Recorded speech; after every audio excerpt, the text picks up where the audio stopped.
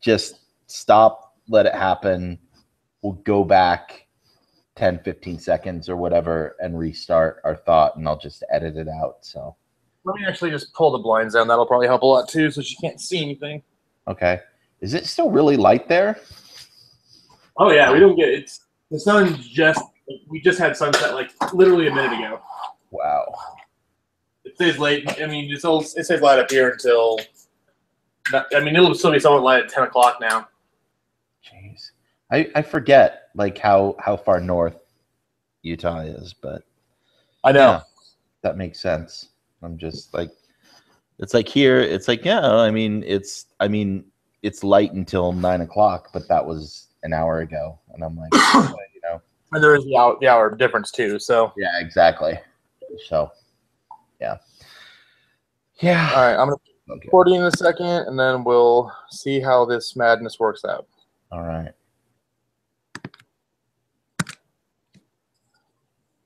All right, everyone. Welcome to the newest episode of the Bored as Hell podcast. I'm Adam McDonald with Big Shiny Robot. And I am Andy Wilson, aka Citizen Bot, also a Big Shiny Robot. And today we are going to be talking to you about two movies that came out this week. The first being Dope. It was an indie film from Sundance. And also Inside Out, which is Pixar's newest release. They skipped last year. So we had Big Hero 6, which was Disney Animation. So this is our first Pixar movie in a while.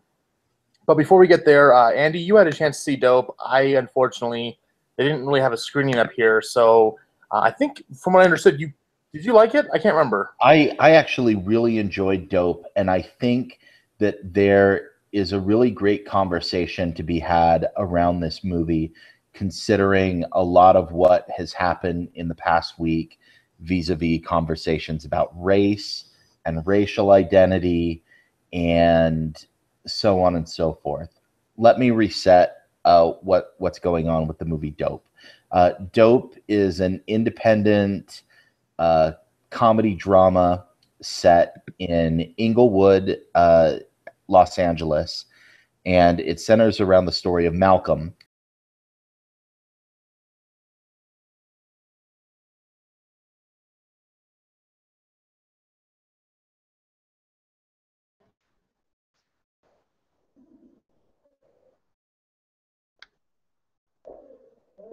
Stop.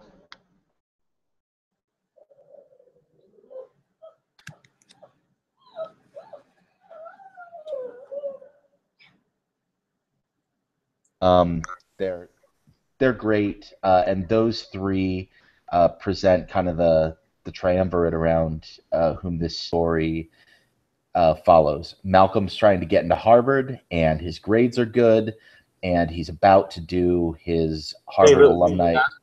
I don't know what happened on your end, but I totally lost everything. It said there was a server error and kick you off. Oh, crap. So I don't know how much it recorded or what it did or did not. Okay, well, let me start over because I felt like I was kind of rambly anyway. So do you want to lead into it again, or do you want to start with just talking about it? I think we got all of the stuff about us, and I will just do the stuff about Dope again. Sorry, it just went weird, and I didn't know if it was recording or not, so I figured. Oh, that's so weird. Okay, start over. Yeah, Dope was a movie that was really well received at Sundance this year. It is a comedy drama set in Inglewood, Los Angeles. Centers around 18-year-old Malcolm, a self-proclaimed geek who loves all sorts of what he refers to as, quote, white shit, which includes skateboarding, manga comics, Game of Thrones, and so on. And he and his two friends have a trip-hop punk band called Aureo, spelled AWWRE, Aureo. And yeah, so they're lots of fun, and this movie follows their misadventures over a couple of months. Malcolm is on a track to get into Harvard and is just about to ace his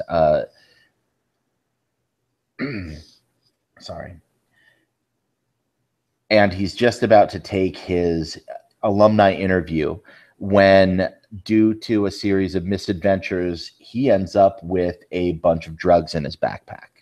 Oh, like you do. And yeah, like you do. And so unfortunately is placed in the position where, in order to get rid of the drugs, he has to sell them. And there's a lot. Let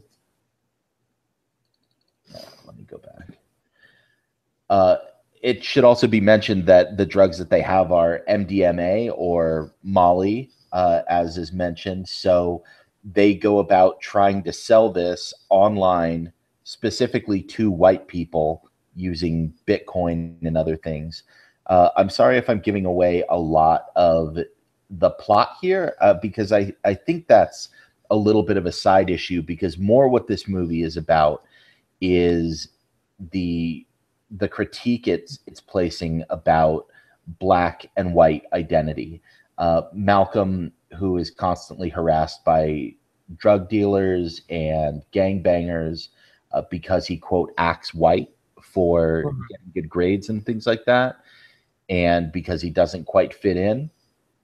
And like I said, he's trying to get into Harvard, but the thing that's quote unquote black about him, according to the people that are looking at him from Harvard as well, is he, quote, a thug, a drug dealer, and so on, or is this just what he has to do to survive?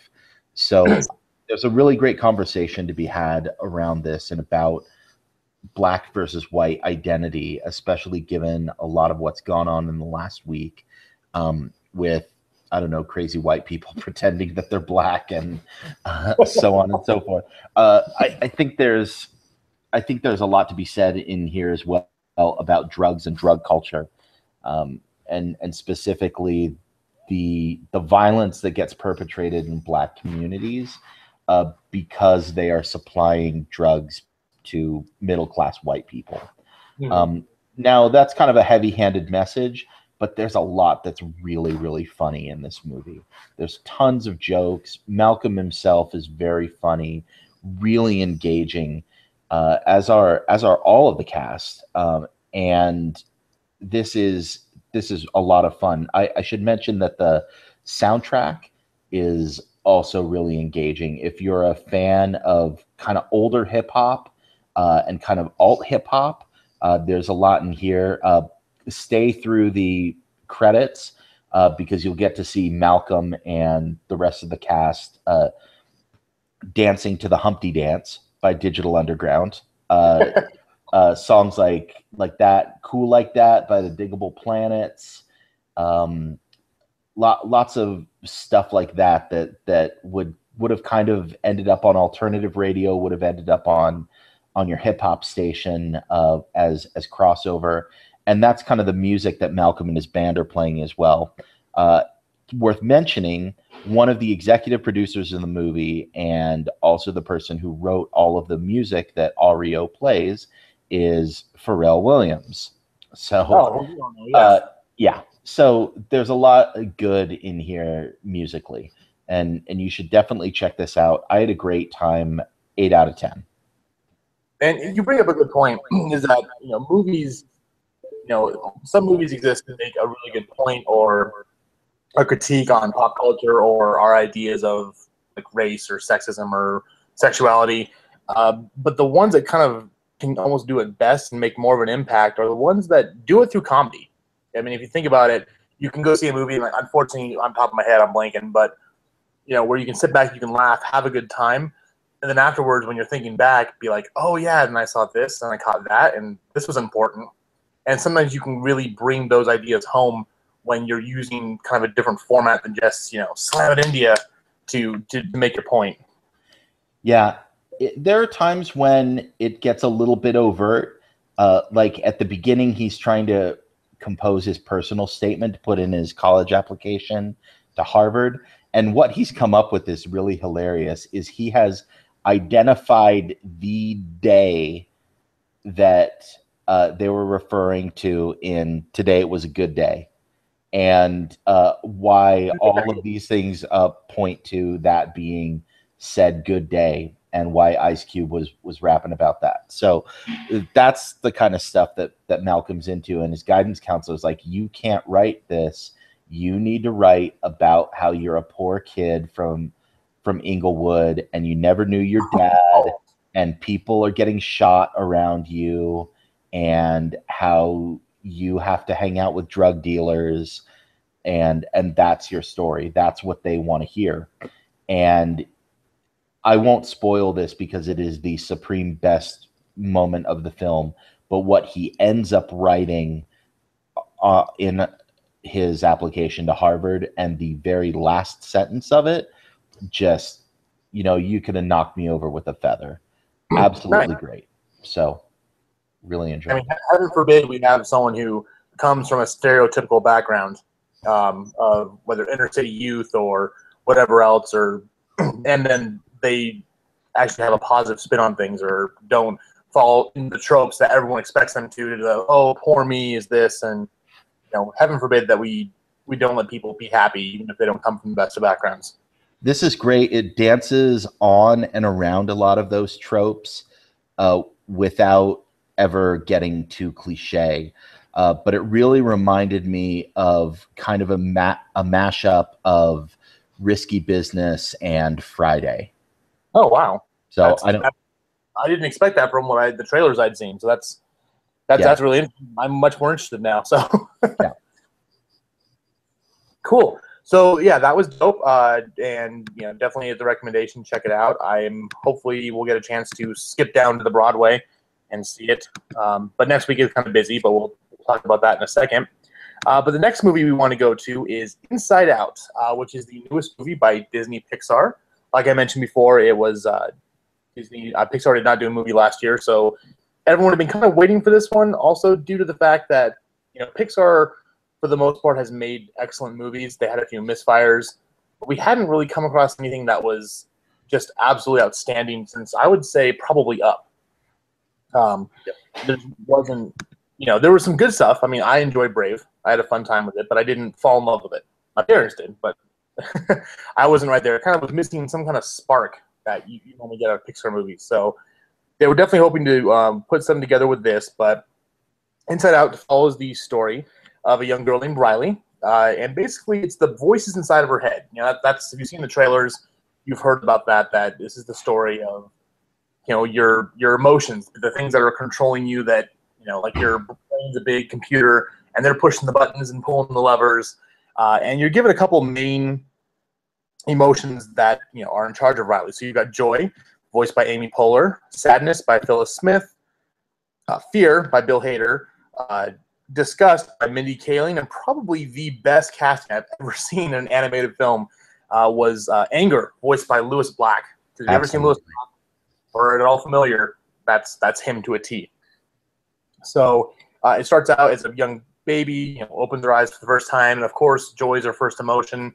Then all of a sudden sadness comes in because something bad happened, and then as she gets older and these emotions start to interact and work together, as things change in her life, they're also changing and doing things, and memories are created, and they glow a certain color based on whatever the memory came from. If it was a happy memory, it's glowing gold like joy. If it's sad, it's blue. So I won't, the family moves from their home in Minnesota to San Francisco, and when Riley's 11, and this just sets off a whole mental catastrophe as she's dealing with changing friends, schools, starting to kind of grow up a bit, and something happens, and joy and sadness both get sucked out of headquarters and are now lost in her mind, trying to get back there. In the meantime, the leftover emotions, fear, anger, and disgust, are doing their best to make Riley happy and make her life go on like normal.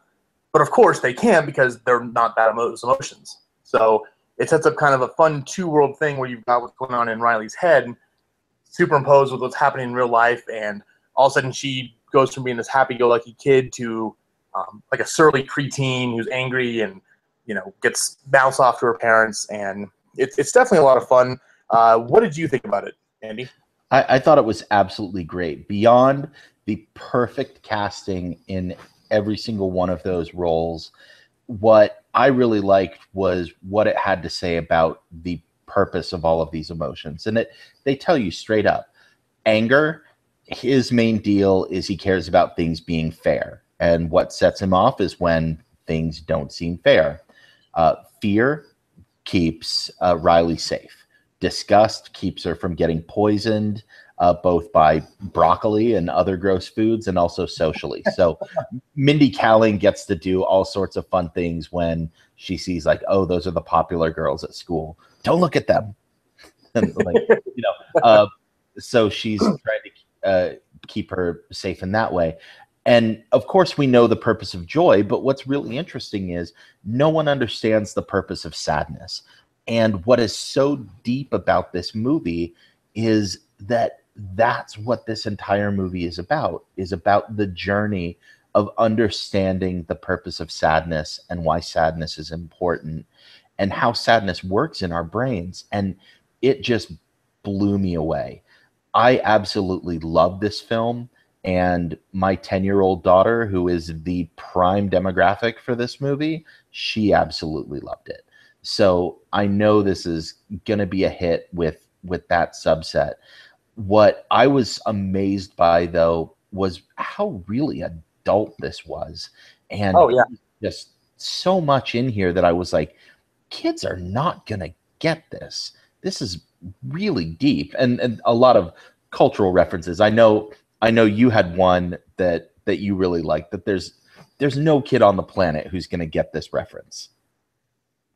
The Cloud Town reference. The Cloud Town, where it's like it's basically a throwback to Chinatown, which if you're a movie buff or a movie fan, you'll immediately see it. And it was kind of funny because during the screening, it was a really big event. There were a lot of families there, tons of kids, and when that popped up, it was a fleeting, almost like throwaway gag, and I bust out laughing, and I was the only person in the theater, so I was like, oh crap, and then immediately shut up again. But yeah, there's tons of good stuff like that in there.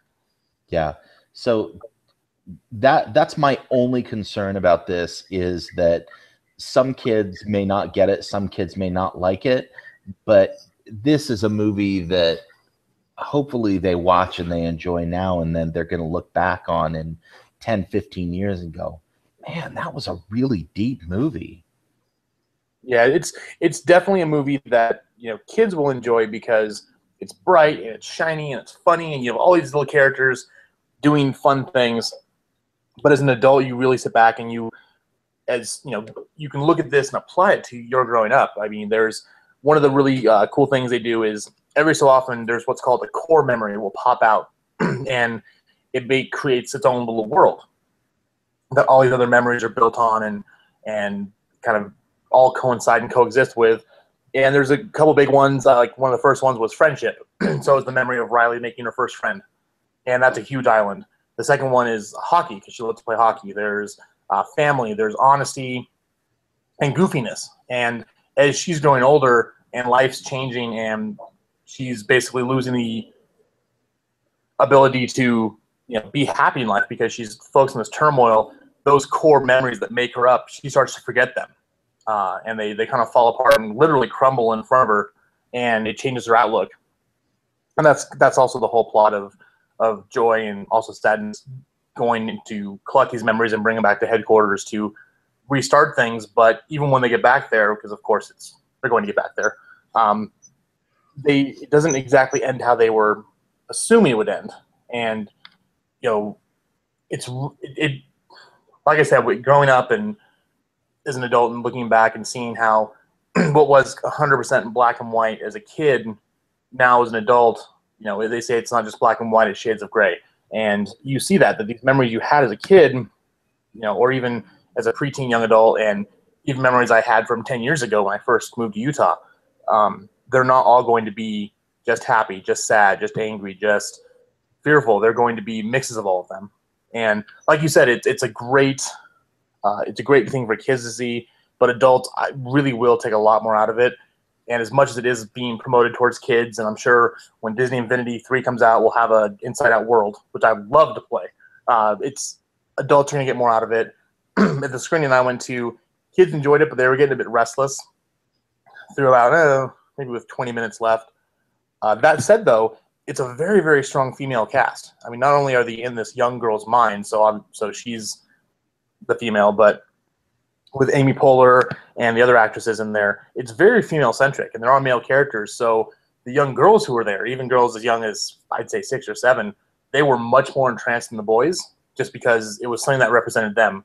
And there's a lot of talk out there right now about, with the Scarlet Witch, not Scarlet Witch, Black Widow, and Furiosa, and then also stuff from last week's Jurassic World about females represented in movies and pop culture. And I don't think there are very many kids movies that have been this female centric, possibly since Brave.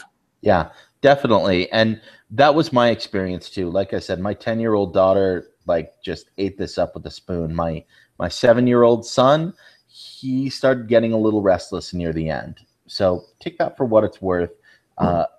That's a tiny focus group, but that was much the same experience for a lot of what was going on in our theater. But yeah, it was definitely great to see females on screen, and we also get the look inside Riley's mom's mind, and there's a group of other female emotions running her. We get to look inside her dad's mind, and it's just great. And we almost forgot my favorite character in the entire movie, which is Bing Bong. Bing Bong. Oh, I love Bing Bong. Riley's old imaginary friend, played by Richard Kind, and he just knocks it out of the park. Pete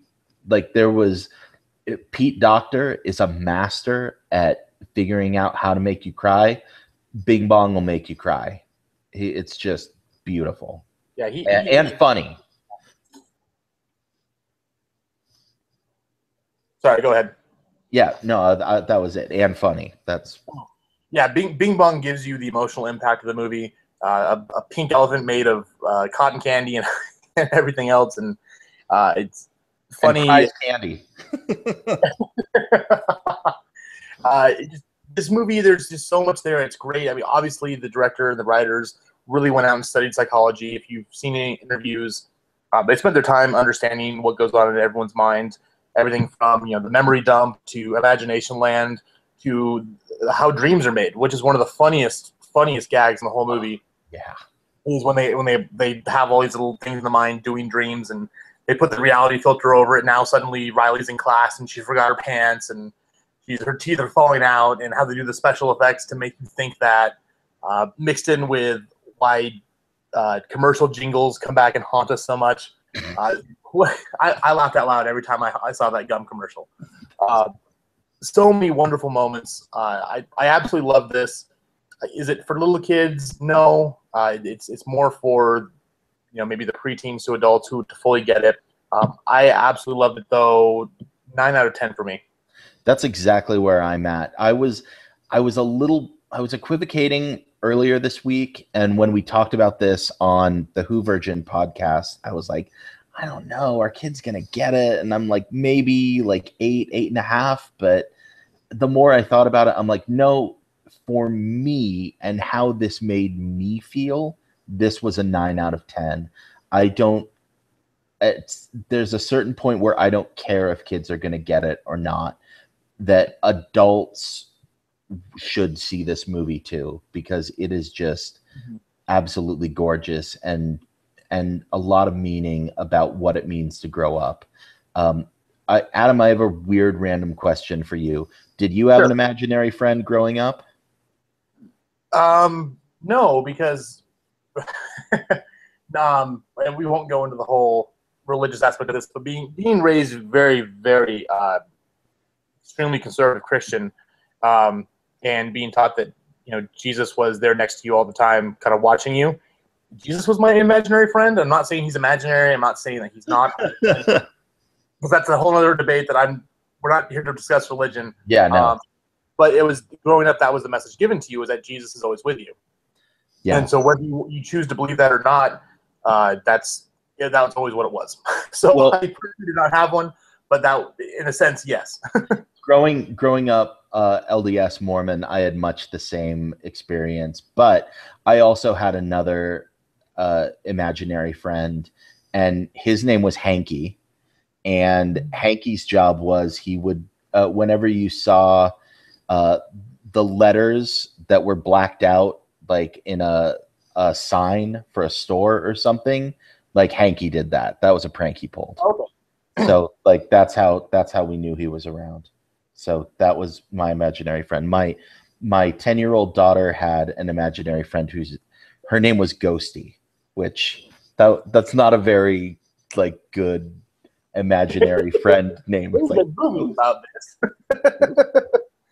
I liked though that my imaginary friend's name ended up on South Park as Kyle Broflovsky's imaginary poo friend, who ended up being real. So that was my segue to talk about Mr. Hankey. So Gotcha. So your imaginary friend was pretty much that gremlin from World War II. yeah, exactly. So same difference. So cool. So definitely recommend for both of us. Inside Out, it's great. It's really awesome to see Pixar come back to form. Not that they ever fully went away, but we could definitely see some suits may have been involved with Cars 2, and their ilk.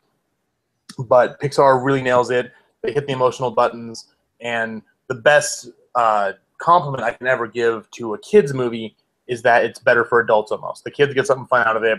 The adults will sit back and get 5 times out of it because that's also one of the target audiences. Yeah. Cool. So before we go, we did want to talk about not so much a recommendation this week.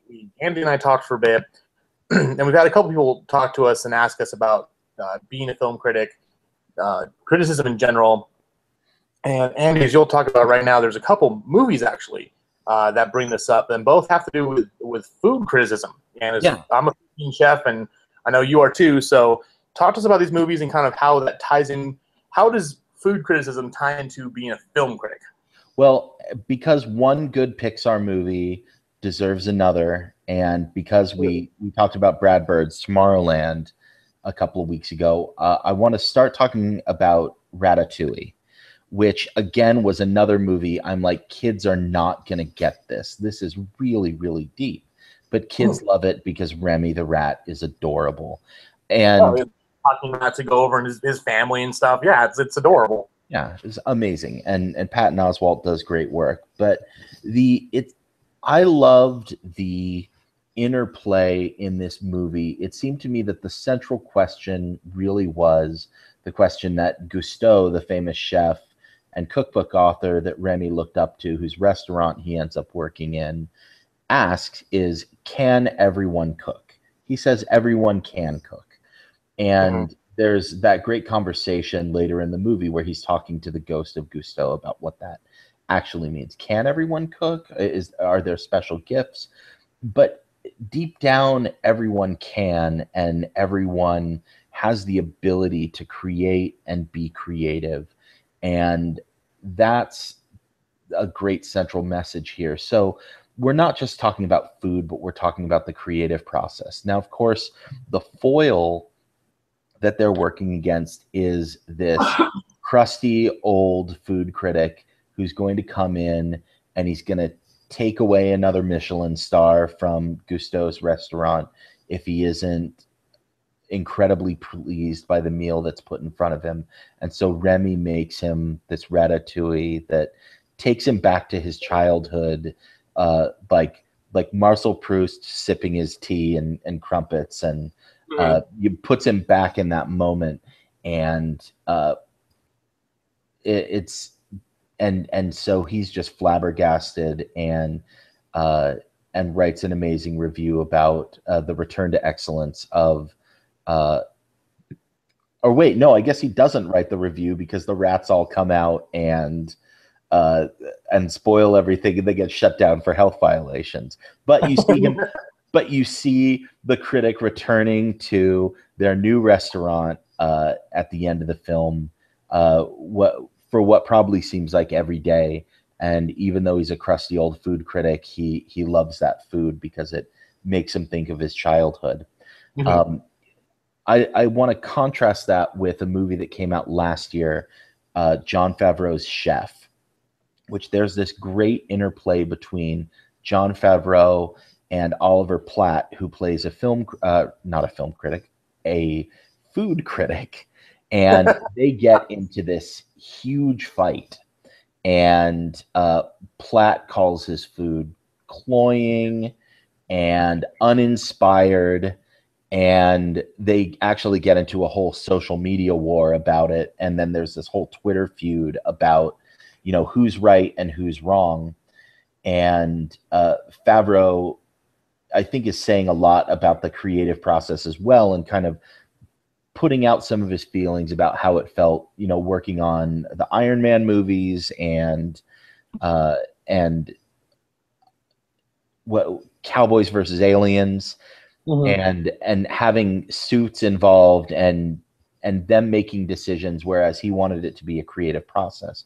Of course, this whole thing leads to him going out on his own, getting fired from that job, and he starts his own food truck. And it's his own thing, and he starts making Cuban sandwiches and really simple soul food. And he goes on this nationwide journey and picks up like fresh ingredients in different places, and he's making it his own everywhere he goes.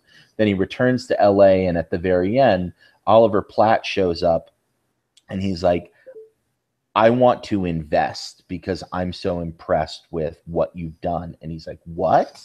Weren't you that same asshole who, made me lose my job? And he's like, yeah, but that's my job. That's what I'm supposed to do. And, the chef's whole view was like, this critic doesn't know what the hell he's talking about. He's never actually been in the kitchen. He doesn't know the pressure that I'm under. All he's doing is writing snarky things on a blog, and that isn't bringing anything to the table, as it were. All of these things say to me that criticism and being a critic is a chance to ask of our art, our film specifically, to just be more. No one's going to go out and review a McDonald's hamburger unless you really don't have any time and you want to go review it on Yelp or something. But that isn't going to necessarily make a difference one way or the other. A good critic challenges art and challenges all of us to be better, along with giving some sort of a guidepost one way or the other. Now, agree with me or disagree with me. I've met lots of people who disagree with me on how I feel about films, and that's fine.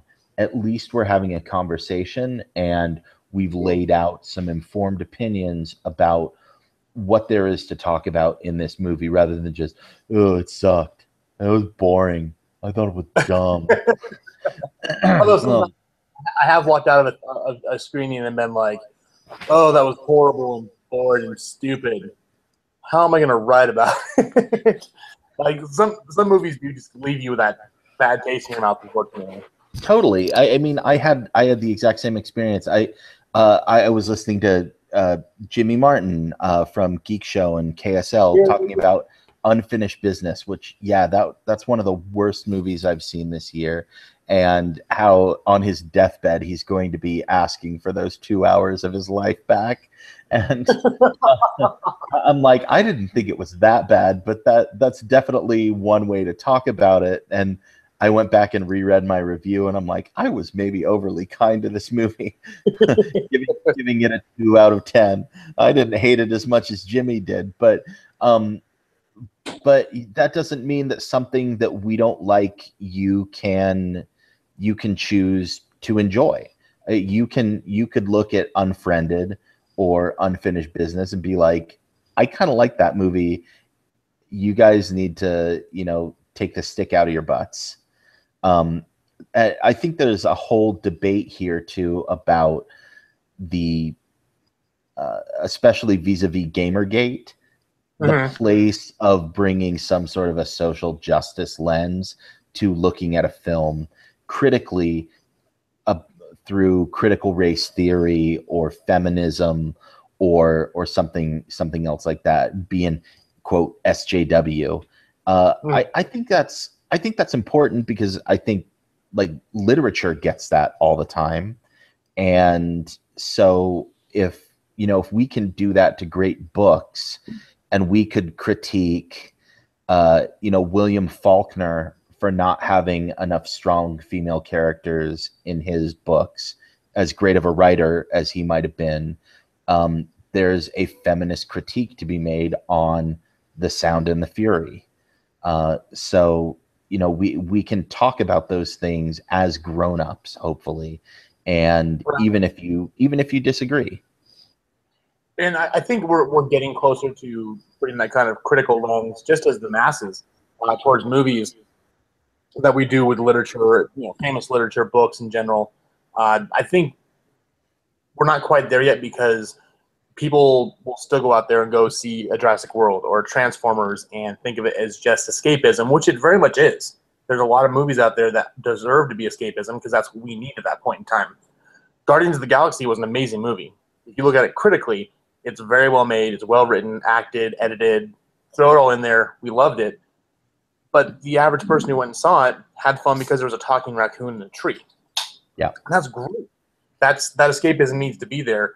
I don't think we're quite all the way there with movies as with books, because books take that much more time to read. Most people don't like to read, or a lot of people don't, because there's a much longer investment. I can sit down for 3 hours and watch The Fellowship of the Ring, but it'll take me a couple days, but the average reader, probably a couple weeks to get through The Fellowship of the Ring, the book. And so we've elevated books to more of an art form, because they've been around forever. I mean, we've been writing books since caveman times, and movies generally are a much more recent invention. I think we'll eventually get there where the movie of the year, maybe not so much the Oscar, because we know those are political, but the best movie of the year may be held to the same esteem as the book that wins the Pulitzer or whatever other award, the best book of the year. But yeah, as far as criticism goes, I think one of the hopefully everyone who's listening saw Birdman last year. It was the best movie of the year, and it rightfully did win an Oscar for best movie. But it had a really, really great scene when Regan is in this bar with Tabitha, who's the New York Times theater critic. And theater critics are evil people. I mean, no offense if you're a theater critic. My dear friend Missy is a theater critic. We actually talked today about this. I had to preface what I was going to talk about. But some of them are, they go in wanting to hate things. There's a really awesome documentary called Show Business, The Road to Broadway, which follows four Broadway shows from conception all the way through the Tony Awards. It was Wicked, Avenue Q, Taboo, and Carol Change. And interspersed throughout all these behind-the-scenes stuff, and all these theater critics at a table just bitching and wanting to hate on these things. And it's just so funny, because me as a critic, when I go to a movie, I go in really hoping to like it. Maybe some people don't, but I go in, even with Ninja Turtles last year, which I absolutely was horrible. I was pretty much riff tracking it through the whole entire movie. I went in hoping to like it. I don't go in wanting to give films bad reviews. But back to the thing with Regan, there's this line when he's talking to her about being a critic, and he says, "What has to happen in a person's life to become a critic anyway?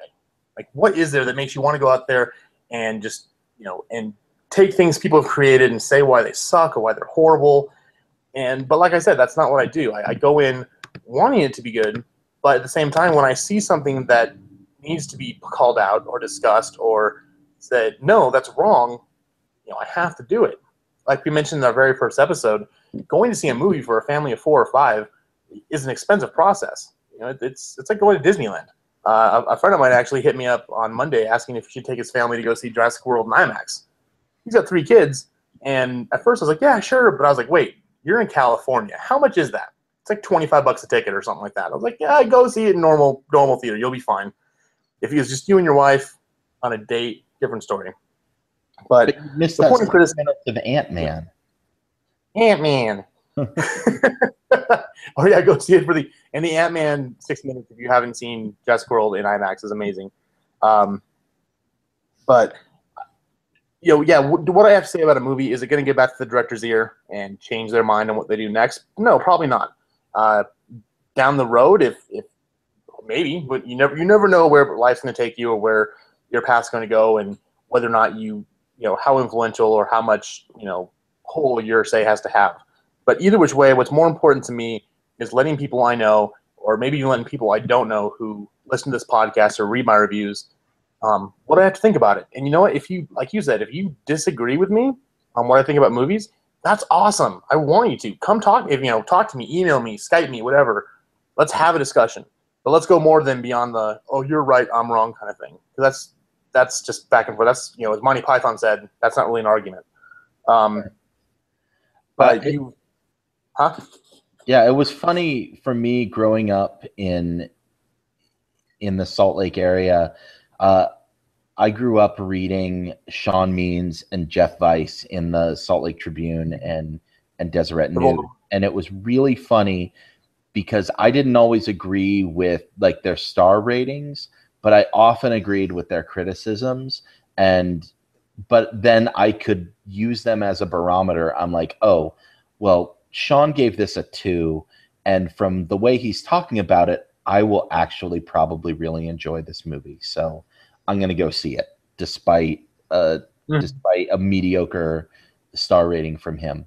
And I find that that's what you kind of have to do, is you kind of set yourself by a barometer. Of course, we're lucky today with the internet where you can look at a site like Rotten Tomatoes or Metacritic, and they aggregate hundreds of different movie reviewers from across the country and come up with some sort of a mean score. And I tend to believe in the law of large numbers evening things out. There was an experiment done at a county fair where they took a bunch of experts who were supposed to be good at judging the quality of prize steers at the county fair, and they asked them to guess how much a certain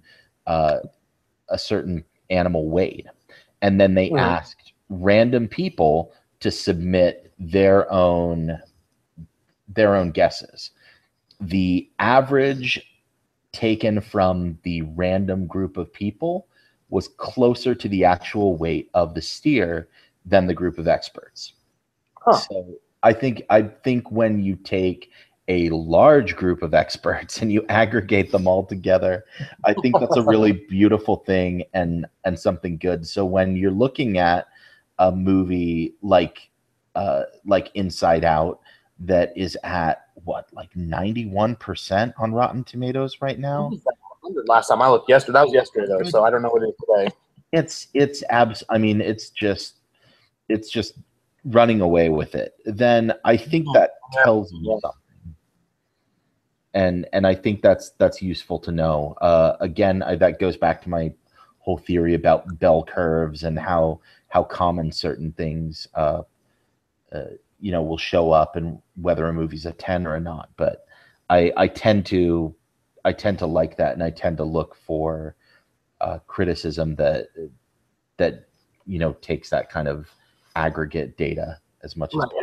And it's also the fact that you're people who do like us who do film criticism. When people read the reviews or like listen to podcasts, if you find out over a certain period of time that this person, we have the exact opposite taste in movies, then you know what movies to go see and what not to see based on the opposite of what they're saying. Yep. Vice versa, if you fully agree with them, then you can go out there and know what to see and what not to see. And by all means, feel free to love any movies you want. We're not saying that just because a movie is bad doesn't mean you can't like it. I'm sure you and I, we could probably spend maybe a whole podcast one time talking about horrible movies that we absolutely love, despite knowing the fact they're horrible. Oh yeah, we could. That's human nature. You're allowed to love anything you want. By all means, if you love Twilight and Transformers and Unfriended and whatever else, love it with all your heart. Does it mean it's going to be a good movie? To you, yeah, it does. And I'm really happy you found that. The same way that with about music or anything else. I think Justin Bieber sucks. If you love him, more power to you. Just don't make me listen to him. I hope that what we can do is you put Jurassic World and Transformers and Fast and Furious all kind of in the same realm of escapist entertainment. I would hope that we can look at this with a lens of being like, you know, yeah, it's all escapist entertainment, and there's different gradations between a turn off your brain and enjoy Jurassic World and, man, Transformers Age of Extinction or whatever that most recent one was, like, is really going to make your head hurt. Yeah. And then there's a big difference. Like, escapism's fine, like we mentioned before. But for me, my escapism, I like to have something at least to hold on to. If you're going to throw me over a waterfall, at least give me an in or two. Yeah, totally. And I think my review of Fast and Furious 7 was that it was like eating a really, like, the most excellent bag of Doritos ever. But at the end of the day, it's a bag of Doritos, and you can't, like, expect more out of it than that. So, but it was like the most perfect bag of Doritos. So it was the best Dorito fan, that you would ever have. Yeah. It's not going to fill you up, but it'll taste good while it's going down. Yep. All right. Well, that's going to wrap it up for our edition of the Bored as Hell podcast. Be sure to tune in next week. We've got kind of movies all over the place. We got Max, the story of the returned dog from Iraq, Afghanistan that has PTSD. Ted 2, which is the sequel to Seth MacFarlane's Ted 1, about the talking teddy bear who says horrible, horrible things. And Me, Earl, and the Dying Girl, which again was another Sundance movie. This one actually took everything. It won the Audience Award, it won the Grand Jury Award, kind of in the vein of The Fault of Our Stars, but not quite so much the romantic movie that one was. But that'll be coming to you next week, and we look forward to talking to you. Andy, go ahead and take us out. You caught me completely off guard, and I didn't think of anything, and now I feel completely okay. I think we got ourselves a Transformer. Hail Satan and have a lovely afternoon. All right. There we go. Yeah, I was